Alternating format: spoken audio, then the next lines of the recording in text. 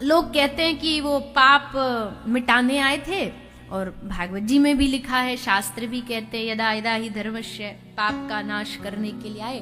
पर ब्रज की पद्धति इसको मानती नहीं। ब्रज की पद्धति कहती है आए होंगे तुम्हारे लिए पाप मिटाने, हमारे लिए तो वो प्रेम वर्षा करने के लिए आए हैं, प्रेम की पूर्ति करने के लिए आए हैं। एक जरूरी नहीं हर जगह जाने का एक ही कारण होता है, एक प्रधान कारण होता है, एक गौण कारण होता है।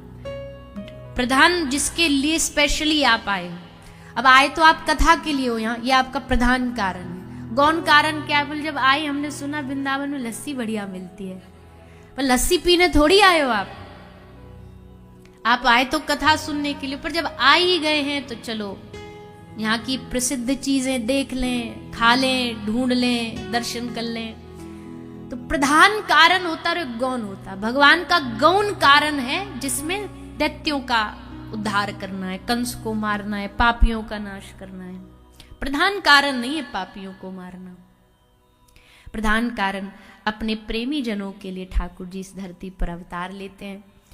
मथुरा की इसी कारागार में महाराज देवमीढ़ की दो पत्नियां हैं, एक क्षत्रिय है, एक वैश्य है, जिनके एक सूर हुए, एक के श्री परजन्य जी हुए। सूर के घर में श्री वसुदेव जी का प्रागट्य हुआ, परजन्य के घर में श्री नंद बाबा का प्रागट्य हुआ। तो यहाँ जो इसको सूर नगर भी कहा जाता था, पहले मथुरापुरी सूरसेन महाराज की नगरी हुआ करती थी। सूरसेन के बाद महाराज उग्रसेन ने संभाली। उग्रसेन के बाद अब वो आनी तो थी महाराज कंस के पास ही, पर महाराज कंस ने पहले ही हड़प ली। महाराज उग्रसेन को डाल दिया कारागार में, अपनी बहन भगिनी श्रीदेव की माता को, वसुदेव दोनों को कारागार में डाल के स्वयं मथुरा का अधिपति बन गया। स्वयं मथुरा का अधिपति बन करके खूब पाप किए, खूब दुष्टता करी। और सबसे बड़ी दुष्टता क्या हो सकती है? बोले बालकों को, जन्मजात बालकों को एक एक करके मारता जा रहा है, मारता जा रहा है, मारता जा रहा है। फिर भी जिस काम के लिए मार रहा था उससे तो भगवान फिर भी बच के निकल के भाग गए। 8वें की तो सारी चिंता थी, और 8वां पता नहीं कब कब में रात में नाटक क्या गोलमाल हुआ और गायब। ठाकुर जी ने ऐसी लीला बनाई, रात ही रात्रि को सब उलट पुलट हो गया। कारागार से निकल के जमुना पार करके गोकुल पहुंच गए। गोकुल में योग माया को लेकर के आ गए। कंस ने वहां भी प्रयास नहीं छोड़ा। बेटी है तो क्या हुआ, नारद जी समझा के गए थे, देवता बड़े चालाक होते। 8वां पुत्र बता दिया, क्या पता पुत्री बन के आ गई हो। दया नहीं करनी, लड़की समझ के, कन्या समझ के मारना पड़ेगा। मारने को तैयार हो गया। मारने के लिए योग माया को पकड़ भी लिया, हाथ से फेंका भी, लेकिन वो अष्टभुजा देवी के रूप में प्रकट हो गई। मथुरा जी में जो मंदिर है उसके पास में योग माया जी का सुंदर मंदिर है। वो वही योग माया है जो कंस के हाथ से छूट गई थी। तो सुंदर महाराज ठाकुर जी तो निकल के चले गए। अब भगवान गोकुल में पहुंच गए। भगवान ने कहा छोड़ो, महाराज कंस को देख लेंगे 11 साल बाद जब आएंगे, पर अभी तो फिलहाल हम अपने ब्रज पे फोकस करते, अपने ब्रज के लोगों पर ध्यान केंद्रित करते हैं। आ गए ठाकुर जी ब्रज में। प्रातः दूसरे दिन अष्टमी के बाद नवमी की प्रातः काल जैसे ही भगवान के प्रागट्य की सूचना पहुंची, ऐसा नहीं है कि हम सब की तो तैयारी रहती है नंदोत्सव की, क्योंकि हमें पता होता है भाई भागवत कथा के प्रसंग में ठाकुर जी आएंगे तो उत्सव की तैयारी कर ली। गुब्बारे लगा दिए, ये झड़ियां लगा दी, पीले पीले कपड़ा पहनाए। ये तैयारी हमारी नहीं, जब ठाकुर जी आए थे उससे पहले भी सबको पता था कि आने वाले। तो ऐसे ही सब लोगों ने पहले से ही तैयारी कर रखी थी, और सबकी अपनी अपनी ड्रेस सब निश्चित थी। गोपियों ने पहले ही खूब सुंदर सुंदर लहंगे सिलवा लिए थे कि ऐसा होगा तो ये करेंगी। एक बड़ी सुंदर ब्रज की परंपरा है ढाणी ढाड़नी। जब कोई बालक होता है ना तो वो बधाई देने आते हैं, तो ब्रज के जो ढाणी और ढाड़िन है वो पहले से तैयारी करके रखे हैं कि ठाकुर जी के उत्सव में क्या गाएंगे, क्या बढ़िया गा दें जो नंद बाबा यशोदा मैया रीझ जाएं, क्या बढ़िया सुना दें जो लाल जी बैठे बैठे मुस्कुरा दें। एक बात और ध्यान रखिए, इस उत्सव में क्या होता है ना, कभी कभी अपने यहां हुआ उसका तो हम नहीं कह रहे, पर कभी कभी ऐसा हो जाता है कि लोगों का ध्यान भगवान से ज्यादा अपने पे केंद्रित होता है। अपने पे केंद्रित होता मतलब अपना सुख, अपना स्वरूप बढ़िया बनाने में लगे रहते हैं। मतलब अन्यथा ना ले, पर वहां केंद्र जो ठाकुर जी होने चाहिए ना, उनसे हटके अपने पे केंद्र आ जाता है। फिर उस उत्सव में ठाकुर जी गुप्त हो जाते हैं। भगवान कहते हैं अब हमारी आवश्यकता नहीं। उस उत्सव में ही आनंद आएगा। कभी भी देख लेना आप, किसी उत्सव में अगर भगवान प्रधान नहीं होंगे ना, तो उस उत्सव में रस नहीं आता है। हम भी गा देते चलो नंद के आनंद, नंद के आनंद, पर समझ आ जाता है कि यहाँ ये जो भाव है ना, ये भाव में कमी है। क्यों? क्योंकि इनका केंद्र स्वयं है, ये खुद है ये। पर जहां केंद्र भगवान होते, लाल जी होते, लाला के लिए ऐसा करेंगे, लाला को ये खिलाएंगे, लाला को ये पोशाक पहनाएंगे। अच्छा, जब लाल जी आएंगे तो ऐसे ढोल बजाएंगे, ऐसे पुष्प वर्षा करेंगे। वहां जब लाल ठाकुर जी के ऊपर केंद्र होता है तो उस उत्सव का रस कई गुना बढ़ जाता है।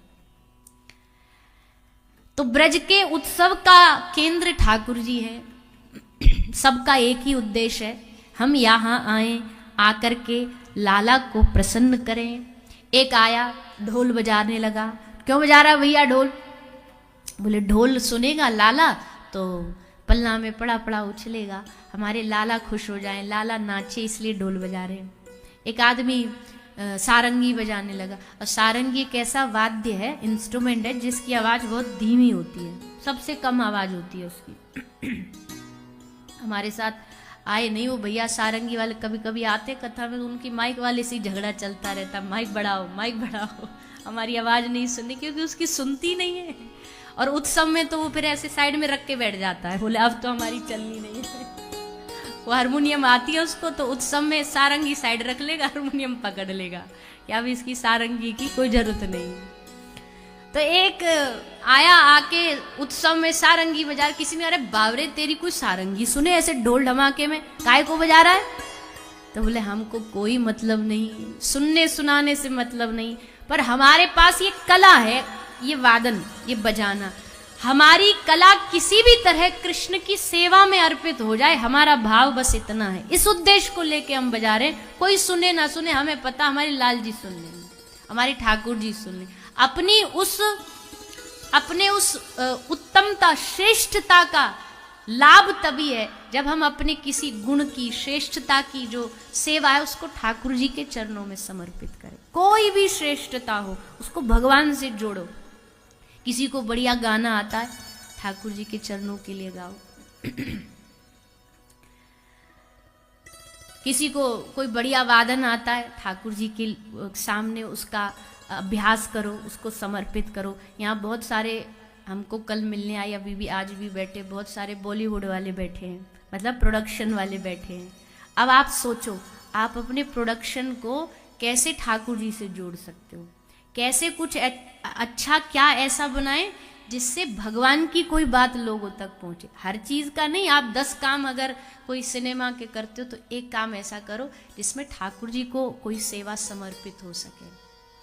किसी भी रूप में अपनी श्रेष्ठता को, अपने गुण को भगवान से ही जोड़ो, और उसी में लाभ है, उसी में श्रेष्ठता है, और कहीं श्रेष्ठता नहीं है।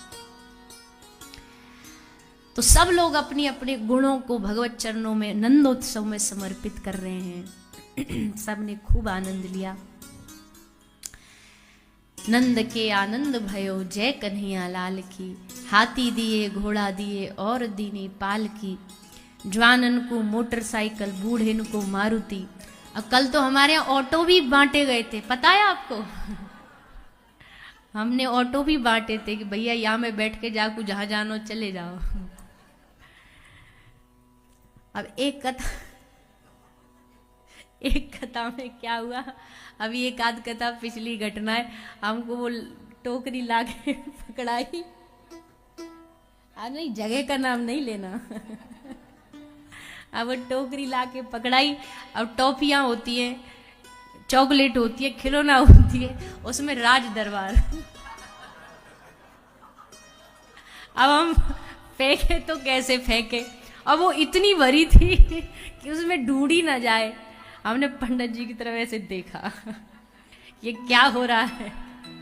अब वो भाव में पता नहीं उन्होंने मंगवाई होगी, वो भल्लाए जो दुकानदार ने दी, उन्होंने भी ध्यान नहीं दिया होगा, तो वो भर भर के बांटी।